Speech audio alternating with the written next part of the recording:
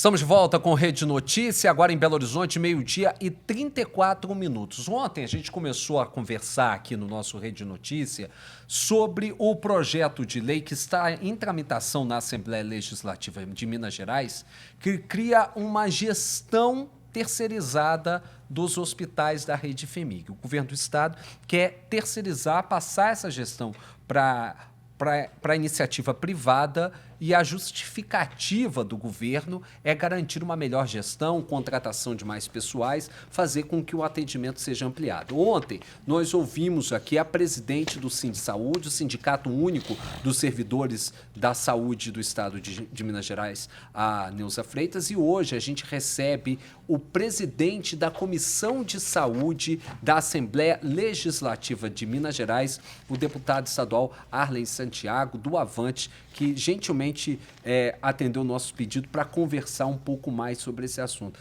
Deputado, obrigado por o senhor estar aqui conosco. Estou vendo esse cheio de documentos. O senhor já está há mais de 2 décadas. Exatamente. Nas comissões de saúde. Mandato. 7º mandato, sempre atuando na área da saúde. O senhor tem autoridade para poder falar sobre esse assunto. Muito se fala, muito se critica essa possibilidade de terceirização, CRIA-OS, o sistema autônomo, né, como foi criado em Contagem. Alguns lugares deu certo, outros deu problema, como a gente sabe que Betim está tendo que refazer todo o sistema. O que tem de solução e o que tem de pegadinha a respeito disso? O que o senhor, botando numa balança, o senhor vê muito mais solução do que problema? Boa tarde. Boa tarde, André. Boa tarde. Boa tarde aos telespectadores. Bom, o que acontece é o seguinte, infelizmente, nós temos um modelo de saúde que é muito hospitalocêntrico. As pessoas gostam de ir para o hospital. Elas não gostam de ir para a unidade básica de saúde, que de lá ela ir para uma área mais hierarquizada, que seria um centro de especialidades, e os casos que fossem para o hospital, ir para o hospital. Então, tem um problema, vou para o hospital, né? Então, sempre vai se criando alguma coisa. O grande problema é a tabela do SUS. Por exemplo, quanto é que você acha que é uma consulta médica que o Ministério da Saúde paga hoje para os municípios e para os hospitais? R$10. Se eu for na rede privada, pelo menos 200 eu não pago. É isso aí, R$10. Resultado, o que acontece? R$10 em 2005, 2004, era quase 10% do salário mínimo. Os médicos gostavam de ganhar o que o SUS pagava. Aí, com esse modelo de narrativas, foi se criando narrativas para não colocar realmente o recurso necessário. Então, o que nós estamos vendo é uma quantidade enorme de leitos sendo fechados em todo o Brasil e também em Minas Gerais. E aí se começa a ter alguma... Que saída que dá? Que saída que dá? Vamos fazer saúde da família. Tá, não. Agora, qual foi a narrativa? Vamos criar mais 400 faculdades de medicina. Como lá no Rio Grande do Sul, tinham 19 faculdades de medicina o resto da vida, e nos últimos 2 anos foram criadas mais 20. O que está acontecendo? Erro médico aumentando muito, a quantidade de exames e aí o custo da medicina aumentando muito. Então, o que nós precisamos agora, um tempo de escassez financeira muito grande, você vê, por exemplo, uma pessoa que está com uma suspeita de um câncer de laringe. O Ministério da Saúde paga R$18 pela biópsia da laringe. Você precisa de um cirurgião de cabeça e pescoço, que depois da faculdade ele gasta 5 anos para se formar. Você precisa do anestesista, de entrar no hospital, e o SUS te paga R$18. E com o caso nesse processo que o governo do estado está propondo, esse pagamento seria feito pelo governo do estado, que utilizaria as verbas que chegariam para ele, só que essa tabela seria um pouco mais alta, seria isso? E complementa. Em Minas Gerais, por exemplo, foram criados 2 excelentes programas, o Opera Mais e o Valora Minas. O que é isso? O Ministério da Saúde paga R$300 por uma cirurgia de hérnia.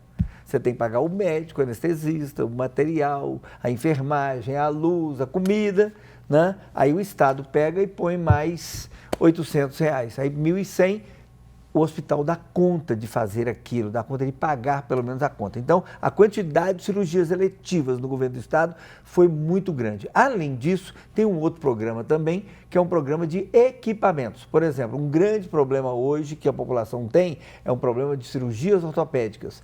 O que aconteceu? Tem um aparelho que custa R$450 mil, chama arco cirúrgico. Aparelho de anestesia. O hospital não dá conta de comprar mais. A grande maioria dos que recebem ou que são 100% SUS. A Santa Casa de Belo Horizonte, ela está numa situação extremamente difícil. Há anos, né? E não tem jeito. Como é que vai melhorar com essa tabela do SUS? E aí fala assim, não, mas a tabela, o pessoal lá que gosta da narrativa, né, do Ministério, não, mas nós temos esse incentivo. Acaba, gente, acaba com o incentivo e paga uma tabela que seja pelo menos o custo. Por quê? O que é o incentivo? É uma maneira de tergiversar. Vamos sair de lugar. Como é que as cirurgias estão acontecendo em Minas Gerais? Porque o governo do estado está colocando o recurso. E aí nós temos uma vantagem. Nós vemos aí o governador Romeu Zema, ele é o primeiro governador que efetivamente coloca o que a Constituição manda, 12% de verba na saúde. Muita gente colocava, no tempo, por exemplo, do Pimentel, né, chegava no fim do ano, um mundo de empenhos, mas não pagava, não liquidava. Né? Lá na frente, esse empenho era cancelado, ou o Tribunal de Contas avaliava e nada, nenhuma punição ocorreu para ninguém que fazia essa pedalada que era muito frequente. Eu lembro mesmo quando o secretário de saúde foi o general Carlos Patrício, que o Itamar convidou. Chegou no fim do ano, ele mandou fazer convênio, e a gente foi nos municípios, nos hospitais, vamos fazer convênio. Pagou nada. Agora, deputado, o senhor estava falando, você usou um efeito prático de valores, só para a gente poder entender e traduzir isso para o nosso telespectador e para o nosso ouvinte da Rádio América também. Vamos lá, o SUS paga por a questão aí da hérnia que o senhor falou, R$300 e o governo pagaria esses 800. Esses 800 seriam destinados a esse serviço autônomo para a contratação desse serviço, além que tem que ter para poder complementar a ação do SUS, é isso? Exatamente, nos hospitais filantrópicos e nos hospitais públicos. Então, quer dizer, não é só nos hospitais da rede FHEMIG, isso pode também ser instalado na Santa Casa. Isso já é instalado para tudo quanto é lugar. Né? A Santa Casa de Belo Horizonte já recebe esse plus, o Hospital da Baleia já recebe esse plus, todos os hospitais. E aí nós vimos o quê? Por exemplo, saiu agora o Instituto Nacional do Câncer, que é quem deveria ditar a política de câncer no Brasil.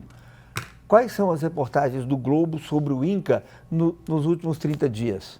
Os pacientes estão tendo que sair do INCA e ir comprar um remédio para os pacientes que estão dentro de um hospital público federal mantido com dinheiro do Ministério da Saúde.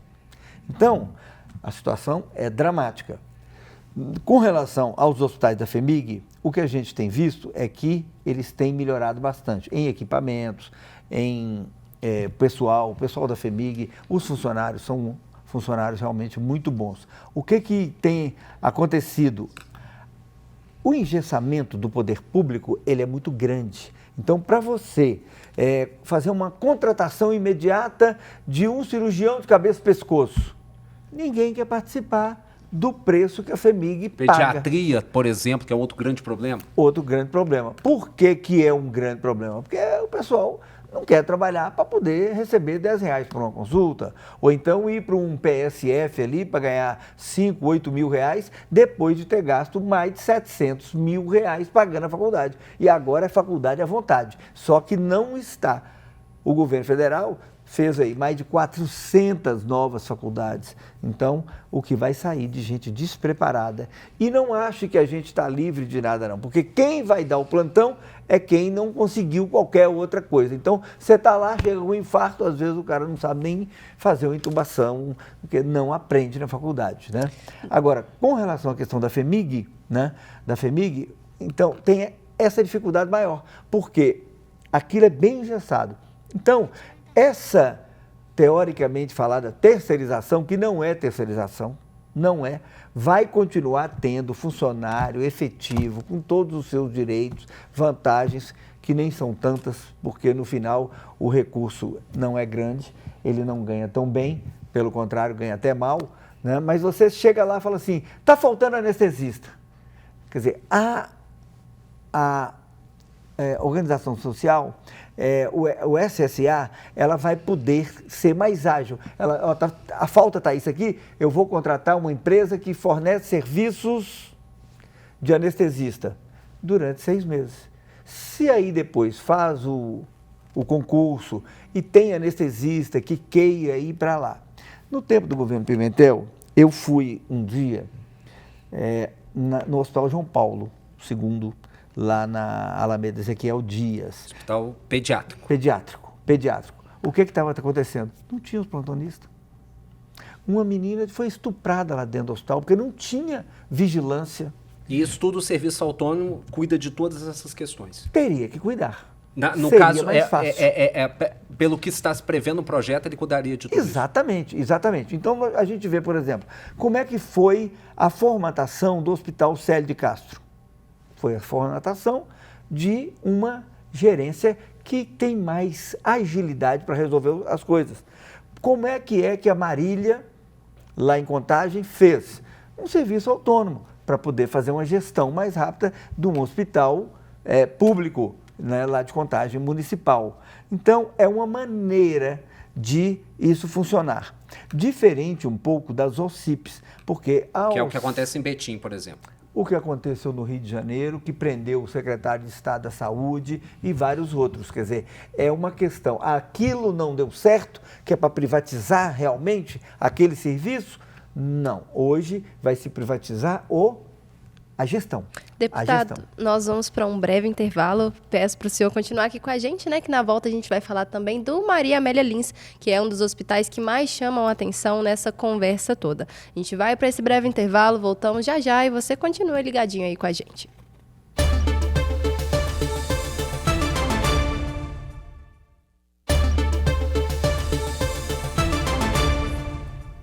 Rede Notícia de volta, 12h49, na tela da TV Horizonte, também no som da Rádio América e da Rádio Cultura. A gente está entrevistando o presidente da Comissão de Saúde da Assembleia Legislativa de Minas Gerais, deputado estadual Arlen Santiago, do Avante.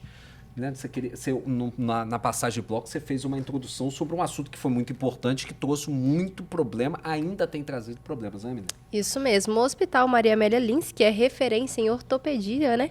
Ele foi um dos principais assuntos, assim, durante essa conversa de terceirização dos hospitais da rede FEMIG. Eu queria saber do senhor, deputado, como é que fica a situação do Hospital Maria Amélia Lins, se a terceirização seria a única opção que a gente tem, assim, para resolver os problemas vistos lá, se teria uma outra alternativa, e o que aconteceria também com os trabalhadores do hospital?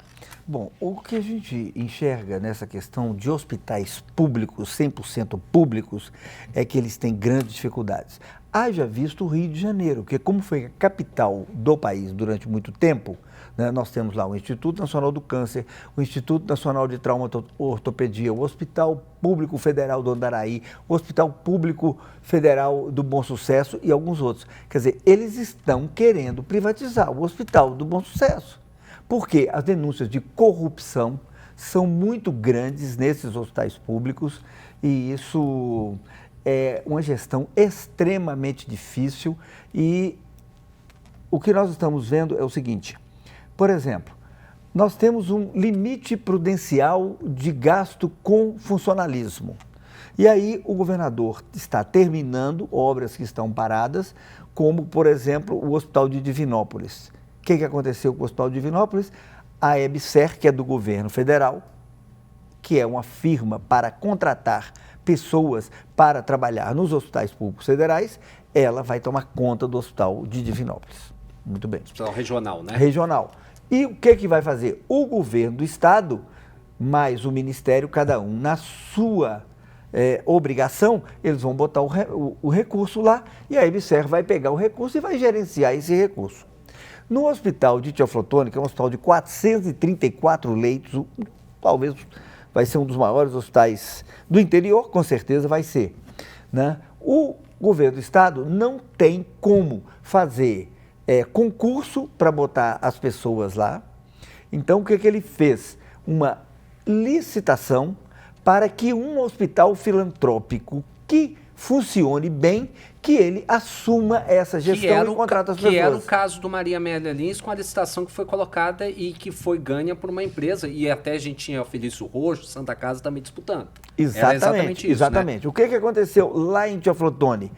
O Hospital Mário Pena Luxemburgo, que é gerenciado hoje pelo Marco Antônio, que inclusive era o secretário adjunto de governo do governo do Pimentel e que está fazendo melhorias lá no Hospital Luxemburgo, eles então entraram e vão ganhar. Porque o governo do estado não tem limite. Já ganharam essa licitação. Já ganharam essa licitação. Então eles que vão administrar isso. Eles é que vão administrar isso lá. E para não fazer isso com os hospitais da FEMIG, que ia criar um tumulto muito grande com os funcionários que já são efetivos, que estão lá e que fazem um grande trabalho. Agora mesmo teve um concurso para o Hospital Alberto Cavalcante. 2 amigos meus, cirurgiões oncológicos, passaram lá. Na lista de funcionários não tem cirurgia oncológica. Eles passaram em cirurgia geral. Mas o hospital é um hospital de cirurgia oncológica. E eles não queriam ficar pelo preço baixo que é o concurso. Eles são 2 grandes médicos, é o Mário Júnior, né? Eles são filhos do Mário Carvalho, que é um dos melhores cirurgiões oncológicos do Brasil. Trabalhou 40 anos lá no Hospital Luxemburgo, Mário Pena. Então, eu conversei com eles, conversamos com a direção da FEMIG, para poder dar um jeito de falar com eles o seguinte: não, vamos fazer as cirurgias oncológicas. Eles acabaram aceitando, mas é um ajeito. Enquanto que se lá virar uma SSA, o que vai acontecer? Não, está precisando de cirurgião oncológico. Vamos contratar um cirurgião oncológico. Agora, o senhor estava falando de questões de corrupção, que a gente viu no Rio de Janeiro, que a gente viu em Betim, inclusive com a justiça determinando que todo o arranjo fosse feito, inclusive a prefeitura teve que decretar a situação de emergência em saúde pública para fazer o rearranjo do serviço, né, acabar com as OCPs e partir para o serviço autônomo. E aí a parte do senhor, porque o senhor está lá na Assembleia, justamente uma das funções do senhor é partir para isso. Como se criar sistemas de controle efetivos para garantir que esse dinheiro que o Estado está aportando, dinheiro nosso, para um fim, não vá para outro fim? Bom, nós temos que criar, na questão de uma gestão mais evoluída, sistema de metas. Por exemplo, como é que é hoje o Opera Mais e o Valora Minas? Quer dizer, o hospital operou 2.000 pessoas, ele recebe um plus por aquilo. Já está documentado que aquilo foi operado. Não é possível que eles vão fazer igual está sendo feito com essas CONTAG, Sinafer, não sei o quê, que recebe a autorização para poder descontar. Dá cheque em branco, né? Do coitado. Não pode. Então, nós temos que criar a questão de metas. Você faz isso aqui, você recebe por isso aqui. Né? Não deixar a coisa ao controle. Os sistemas de auditorias das secretarias municipais de saúde, elas têm melhorado muito. Que também nesse esquema proposto pelo governo do estado, os municípios também têm que fazer uma parte da atuação, como era na questão da Maria Amélia Lins, né? Exatamente, tem que fazer a atuação. Então nós vimos, eu mesmo, algum tempo atrás, em outros governos, eu visitava, comprou um tomógrafo para colocar lá no Júlia Kubitschek. Esse tomógrafo foi 4 anos sem conseguir ser montado. Então, é uma gestão... Não, agora foi colocado. Não, isso que eu estou falando, parado. Parado, exatamente, parado. Então, a gente vê que o governador Romeu Zema quer fazer, e ele fez isso para poder escolher o secretariado dele, ele fez alguns testes de pessoas que ele não conhecia. Ele não chegou assim e falou assim: eu quero que aquele meu companheiro político vai ser secretário disso aqui. Não, ele olhou, e nós tivemos, por exemplo, secretário de infraestrutura maravilhosos, como o Marco Aurélio, como o Fernando Marcato. Fernando Marcato, né? Um grande profissional, um grande gestor. Só que, o que acontece? O salário era R$10.000, eles foram cooptados por empresas por R$150 mil de salário. Não tem como segurar. Mas o Maria Amélia Lins, a única coisa que realmente se queria fazer é melhorar a gestão. Por exemplo, o doente tem um traumatismo, chega lá no João 23. Aí dá o primeiro socorro e depois faz o quê? Vai para a Maria Amélia Lins. O que é que se mudou nisso aí? Chegou lá no hospital João 23, o João 23 já tem que fazer as cirurgias todas necessárias logo, já resolveu o problema e o paciente já vai embora de preferência, para casa ou para o PSF. Deputado, infelizmente nosso tempo curtinho, estouramos. Quero te agradecer, vamos te chamar mais vezes, porque acho que é muito importante a gente ter aqui pessoas que saibam do que estão falando, tenham entendimento profundo, e acho que é o seu caso, tantos anos como deputado, tantos anos envolvido na área da saúde, a gente te agradece muito e sempre vai estar aberto o espaço do Rede Notícias para a gente poder falar sobre esses assuntos, inclusive sobre as ações da Comissão de Saúde da Assembleia, que são muito importantes. Obrigado, parabéns pelo seu trabalho. Agradeço muito, André, essa oportunidade e dizer o seguinte, o que está se planejando com isso é melhorar a gestão. Se melhorar a gestão, é mais dinheiro usado para o povo e menos dinheiro gasto em rodar atrás do rabo. Obrigado. Rede Notícias está ficando por aqui. Na sequência da nossa programação, na TV Horizonte e na Rádio América, você fica com Bola na Rede, Júnior Brasil e os assuntos do esporte. E não se esqueça das nossas redes sociais. Dá um pulinho lá no Instagram, @TV Horizonte Oficial e @Rádio América Oficial. Até amanhã. Amanhã estamos de volta, meio-dia. Um abraço, fique com Deus.